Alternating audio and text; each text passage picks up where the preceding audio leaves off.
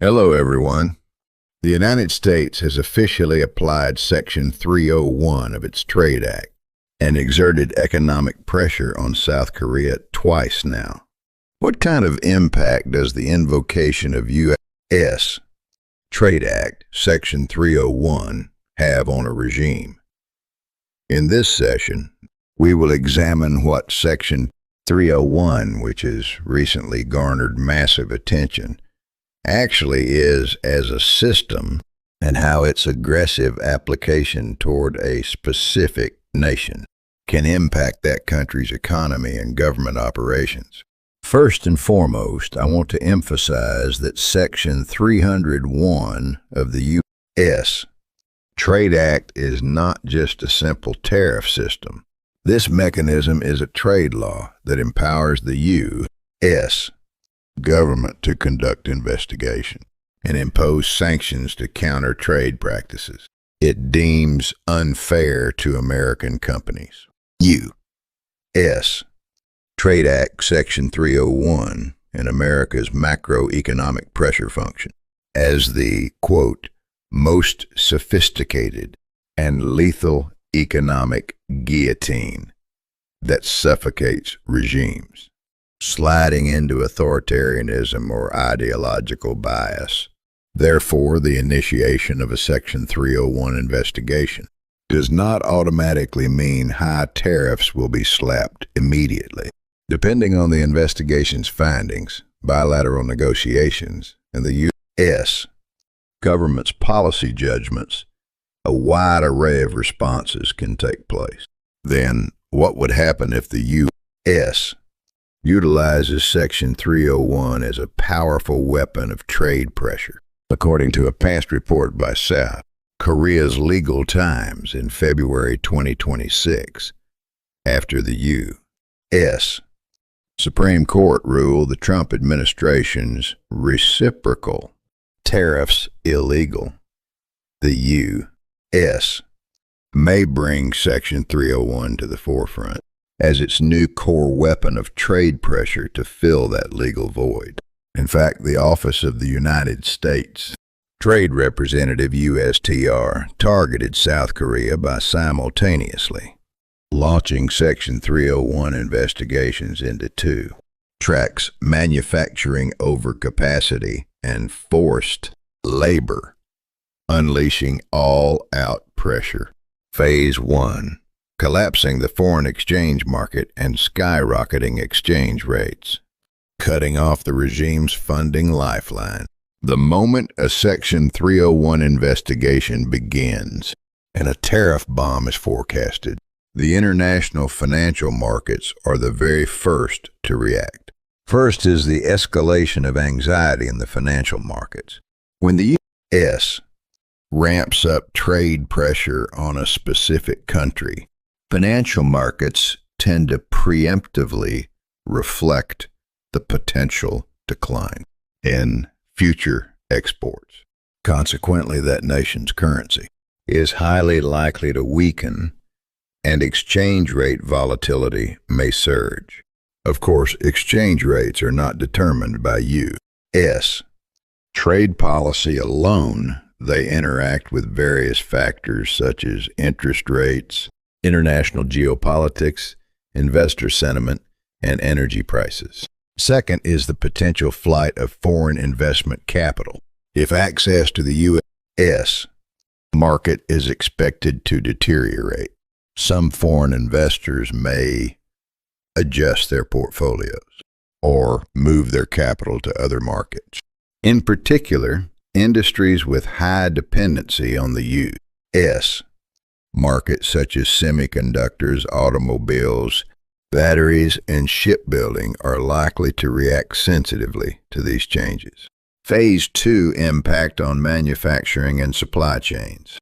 While past tariffs were merely a matter of taxing physical goods, the ongoing U.S. Section 301 investigations as of 2026 are a, quote, terrifying weapon that controls the supply chain itself, particularly in sectors where the U.S. market accounts for a large share, such as automobiles, semiconductors, electronics, and shipbuilding changes can ripple into corporate investment strategies and production plans. First, the probability of being starved to death via targeted tariffs heightens. The USTR is targeting South Korea by framing its massive trade surpluses in automobiles, semiconductors, ships, and electronic equipment as structural overcapacity. If a 12.5% forced labor tariff is finalized on top of this, imposing high-rate tariffs that surpass previous reciprocal tariffs, the path for exports to the U.S. could effectively be shut down. Second, access to the U.S. market could be stripped away. When a regime abandons the values of the alliance to pursue an independent ideological path, the U.S. uses Section 301 as leverage to send a stern warning to Korean companies. If you want to stay in the U.S. market, distance yourselves from the regime. As the domestic manufacturing base leaks abroad or becomes paralyzed, the economic report card the regime once boasted of could instantly fall into ruin. Phase 3. A weapon that neutralizes judicial and administrative regulations through non-tariff barriers. The U.S. strikes head-on not just with tariffs, but against domestic laws and regulatory systems designed by the regime to suppress right-leaning corporations or American-affiliated companies. First, it can inflict a severe blow to, quote, muzzling laws and platform regulations. Regarding the amendment to the Act on Promotion of Information and Communications, Network Utilization and Information Protection, the Fake News Eradication Act, about which the U.S. State Department has twice expressed official concern in digital anti-monopoly regulations targeting American companies such as CoupD'etat. The USTR has reviewed and initiated the card of a, quote, Section 301 retaliatory investigation. Second, it can neutralize the regime's regulatory power. Once the White House and the U.S. House Judiciary Committee officially designate these actions as a discriminatory attack against American companies and an unfair trade practice, the regime is placed in the humiliating position of having to withdraw or amend the very bills it created to control domestic corporations and the media, all because of the United States. The regime's administrative grip could lose all credibility, both at home and abroad. The final destination of the collapse. Phase 4, alienation of public sentiment and the internal collapse of the regime change. When economic pressure reaches its zenith, the fallout is transferred directly into the authoritarian regime's internal power structure. First, it brings about the alienation of the middle class and the end of populism. Surging exchange rates send import prices skyrocketing, export companies to the U.S. collapse, and massive unemployment ensues. As the fiscal funds the regime can distribute dry up, rationing or welfare-based populist policies become fundamentally impossible. Second, it severely impacts internal collaborators. When the defense of the exchange rate fails and the fear of a U.S. Trade Act Section 301 secondary boycott, third-party sanctions, spreads across the judiciary, bureaucracy, politicians, and military generals, the collaborators who were loyal to the regime will begin to desert it to protect their own assets and survival.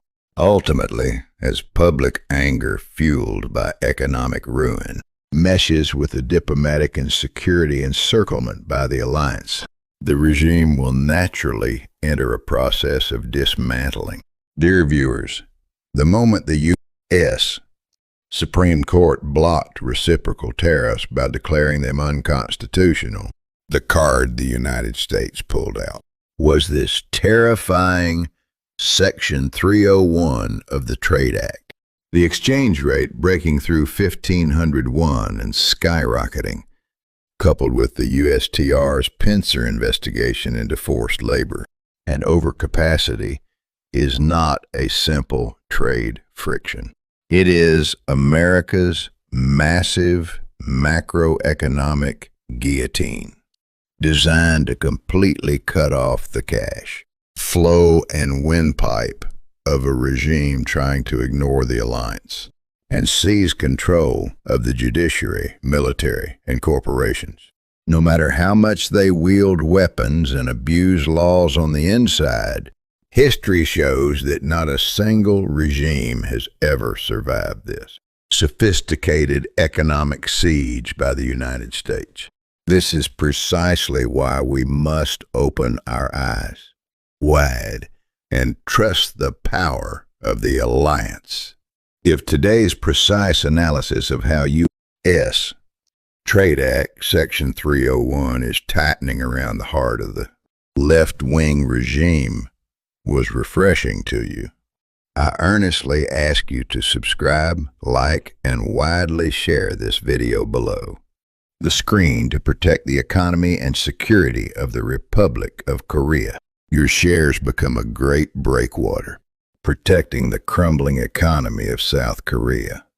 Thank you. Which will the United States invoke first? Super 301 or Global Magnitsky Act sanctions? Phase 1 neutralizes the regime's propaganda, framing through macroeconomic trade pressure Super 301. Phase 2 worsens public opinion and cracks the foundation of the regime. Phase 3 leads to the dismantling of the ruling elite, including judges, prosecutors, high-ranking police officers, and political police, through targeted human rights and corruption-related sanctions. The Global Magnitsky Act. This sequential pressure process is the most typical and powerful regime change narrative the U.S. deploys to starve out anti-democratic and hostile regimes. Shall we analyze via 3 steps why? This scenario has a remarkably high probability of realization in terms of international politics and trade pressure mechanisms. Step 1. The impact of destroying the export propaganda frame through the invocation of Super 301. While the left-wing regime promotes the narrative that the economy is stable and exports are doing great, the most fatal card the U.S. can pull out is Super 301. First, it can be a strategy to completely collapse the very foundation of their propaganda by invoking Super 301. The moment the U.S. targets South Korea's core export items, semiconductors, automobiles, etc., to launch a Super 301 investigation, citing unfair trade practices or overcapacity in forecasts, high-rate retaliatory tariffs, corporations enter emergency management mode, instantly impacting Kospi stock prices.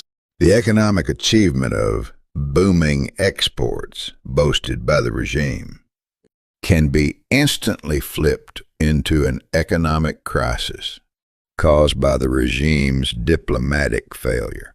Second, it can weaken economic fundamentals stamina. Once tariff barriers become a reality, export routes are blocked, causing the domestic job market and the middle-class economy to shake from the very bottom. Step 2. it can drastically affect public alienation and internal public opinion. If the economy crumbles and the exchange rate explodes, breaking past the 1,500 to 1,800 won range, it is entirely predictable that public approval for the regime will plunge to an uncontrollable level. First, it could be a strategy to dry up the populist funding for the left-wing regime. As the profitability of large conglomerates and SMEs deteriorates due to U.S. trade pressure, national tax revenues will plummet. With the drying up of welfare or populist fiscal spending that the regime used to rally its support base, public sentiment may turn freezing cold. Second, it can strip away the justification for seizing control of the police, judiciary, and military. In the face of public anger over economic ruin, no matter how much the regime screams treason or due process to purge military generals and mobilize the judiciary, they will face criticism from citizens for ruining the economy while focusing only on political retaliation, completely obliterating any political justification to maintain power. Step 3. Finishing up with personnel purges through the global Magnitsky Act. With the regime's strength completely drained by economic pressure, the final knockout blow delivered by the U.S. is the Global Magnitsky Human Rights Accountability Act, aimed directly at the collaborating elites. First, it can levy targeted personnel sanctions against judges, prosecutors, high-ranking police, political generals, politicians, and the like. The U.S.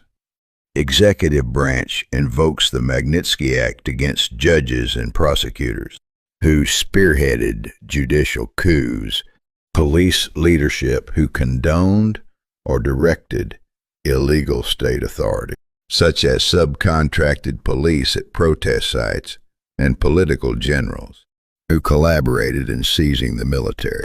This law directly targets individuals involved in gross human rights violations or corruption. Second, it expels them from the U.S. financial network and freezes their assets. The moment one becomes a target of Magnitsky sanctions, the assets of that individual and their family within the U.S. are frozen and dollar-denominated. Transactions are completely banned across all banks worldwide. This instills extreme terror in collaborators, signaling, if you continue to stay loyal to the regime, your personal wealth and your family's future will be completely wiped out. Third, it triggers domino-style betrayal and regime collapse. When the financial guillotine looms large, collaborators within the judiciary and military will begin to defy the regime or defect by exposing internal secrets to protect their own survival and assets. The internal power cartel breaks down by collapsing from within. This is a highly sophisticated and clever trade security-linked strategy that strips away justification and stamina via macroeconomic pressure, Super 301, before piercing the heart with micro-level, individual sanctions Magnitsky Act. There is no sure, bloodless, and legal mechanism when it comes to bringing down a group of collaborators who have usurped state power.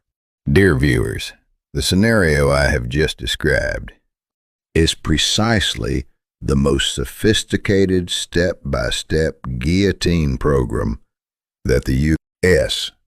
uses to dismantle anti-democratic dictatorial regimes, no matter how much.